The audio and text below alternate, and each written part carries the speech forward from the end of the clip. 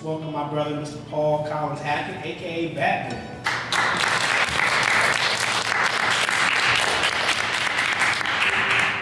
Appreciate you. Thank you so much. First and foremost, I definitely want to say thank you to Will, man. As he said, I try my best to be the Batman of my community and stuff like that. He told me, he said, hey, I'm Batman. I was like, hey, well, what do you mean, man? But I quickly found out he wasn't lying. You know, this man dedicates his time, energy, his space. He gets his family involved. Look, Scott taking pictures over there. He absolutely is the Batman of this city, so we make it work. You know, we work together.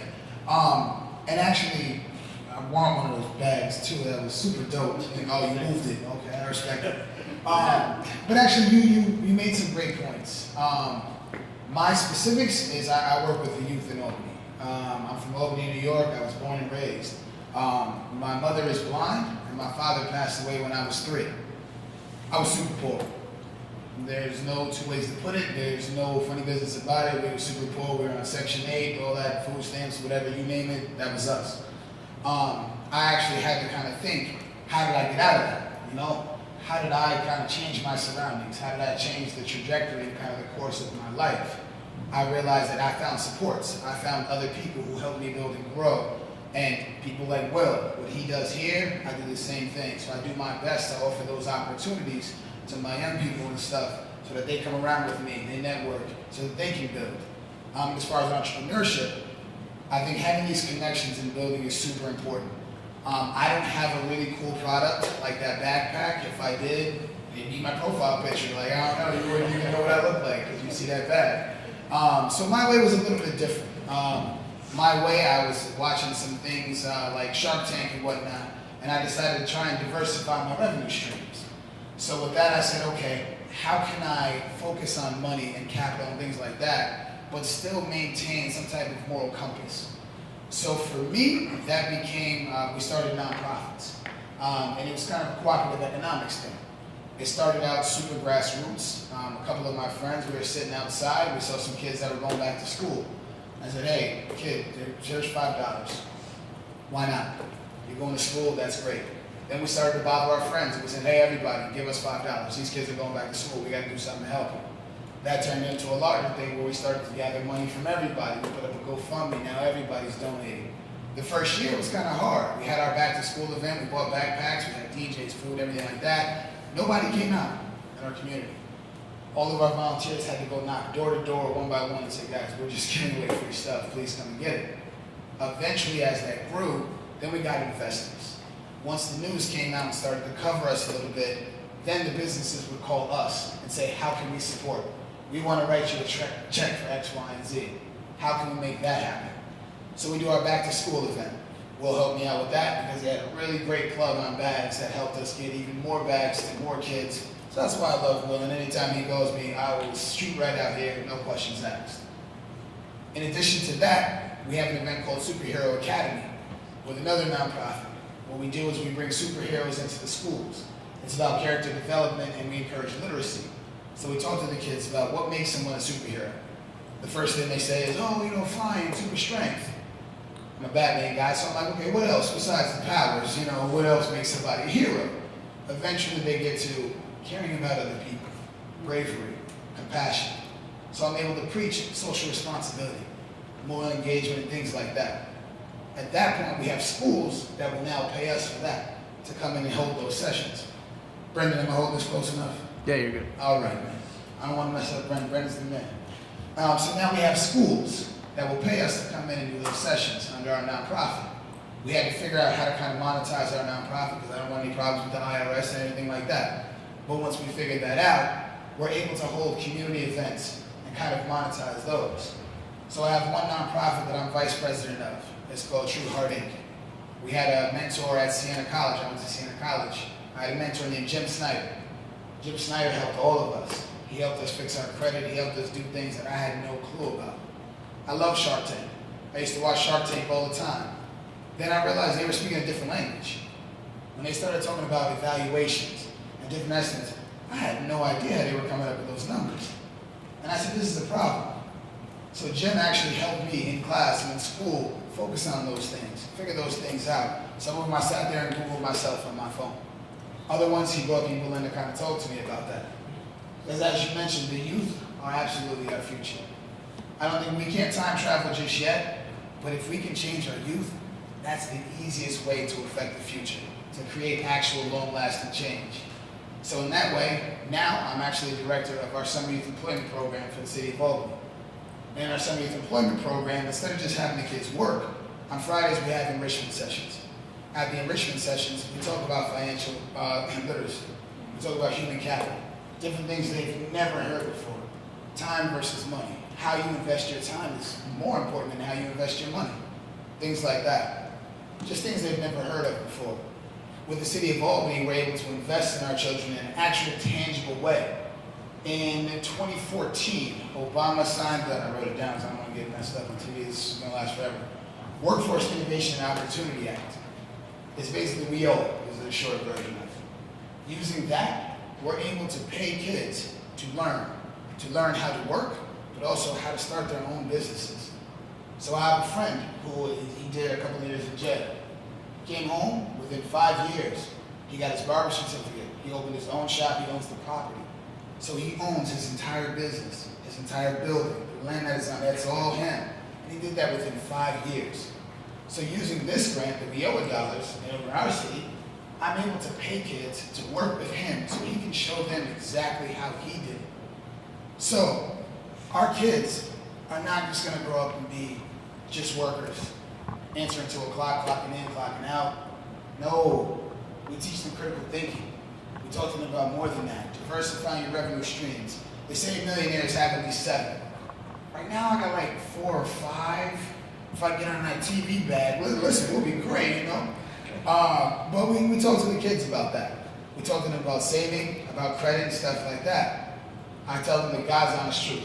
I honestly believe that if you're not honest with them, you're losing their heartbeat. So I tell them, the reason I'm telling you this is because when I went to school, somebody said, hey, Paul, you want $5,000? All you gotta do is sign right here. I said, okay, great, I can't wait. Then they came back and said, hey, you owe us $7,000. I said, wait, whoa, no, that didn't go like that. So now we talk to our kids. We have admissions counselors come in. We have bank representatives come in and talk to them about different kinds of account. What gets the most interest? What is the best way to do things? How to start your own, what loans are available, if you even need a loan. We work with other people to do property management. We're investing in property in Albany. We talk to the kids about the importance of owning real estate in your communities. The biggest thing that I tell the kids is nobody's gonna love you like you. If we don't, who will? Especially in Albany, we have a lot of reconstruction going on. There's a lot of projects. A lot of our neighborhoods are changing right in front of us. The only way to stop that is to be involved. We have to have a seat at the table. So we preach this to our kids. And I honestly believe in that way, we'll grow future leaders, not just people that want to be employed. So for me, entrepreneurship is super important. For me, I'm working on the revenue stream. So with our nonprofits, we have our backpack events. We're starting a music program. It's called Marathon Music. We're doing music production. We're teaching in the music industry. We partnered with our African American Cultural Center to present that program. So we're getting paid to teach other people how to get paid. So the more programs I can create, everybody wins. That's our major goal. That's the biggest thing that I can absolutely give to my community. I try my best to be Batman in that way. Every adult that I work with, we encourage them to have groups of kids, teams, so that we know we're not going to be here forever. Every day I look up and I have more gray hairs somewhere in my head. Happens every day. I understand I'm not going to be here forever. So ideally, we have to put our young people in a place where they're set to take over. So I also didn't come here just to talk. That happens all the time. I want everyone here moving forward to do something related to the youth. I don't care if it's a conversation. Talk to them about their critical thinking skills. Tell them why it's important. Tell them your mistakes and your failures. Help them remove any barriers they may have. A lot of times these kids just haven't had a mentor. They don't think these things are possible. Like if he had stopped at his idea of a book bag the first time somebody told him no, it would have been a wrap. They need to have people in their corners that tell them it is absolutely possible. I had a kid who wanted to be funny one time. He said, oh, I want to be an astronaut. I said, and I absolutely believe that's possible. Let's call NASA. Let's see when they're taking applications. Let's see if there's a weight requirement. What degree do you have to have? Let's figure it out. If somebody has done it, you can too. A lot of times they just need somebody to help them remove these barriers. And if we can do that, it literally opens an entire new world to them. So please, if you do anything different, if anything I said sticks, resonates, whatever, please just find a way to interact with the youth so that they can pay it forward. Each one teach one. We do what we can with the time that we have here. All right? Now, the next thing that we had to find out was I had to actually work the nonprofit. I needed a mentor myself. Please don't be afraid to find a mentor yourself. I actually had to work with someone who actually has a nonprofit. My goal is for me to work for my nonprofit exclusively, and that's it. So I had to talk to other people, and I said, you have a nonprofit where I'm not as big as the Red Cross or anything like that, but I want to get there. How can I get there? They help me find investors. They help me find sponsors. They explain to me exactly how to pay myself out of budget lines, how to get there. So my goal is to keep all of these different revenue streams going and to eventually work for myself. So I can partner with the City of Albany to provide these things, but I can also work under my own umbrella. And it gives me the autonomy to move freely and present whatever content we choose. I tell the kids you have to be able to curate your career. And I try my best to live that way and not just talk. The kids can absolutely tell if you're just talking just to hear yourself talk. Being authentic and organic is incredibly important. They will see through anything else. Sometimes parents can actually be a barrier. Sometimes the mind state of this won't change has just set in. A lot of people, I was talking to a guy at a corner store one time and I said, bro, you have a store, you open another store, how did this happen? He said to me, you know, when we move, he said, we don't look at, is there a job there, can I get a job? We look at, can I open a business there? That's a very different perspective. That's a very different outlook. That, being able to change your perspective that much is not easy. For a lot of older folks, they're set in their ways. They firmly believe some things are absolutely impossible. So they don't try. And if you don't try, you've lost before you even started.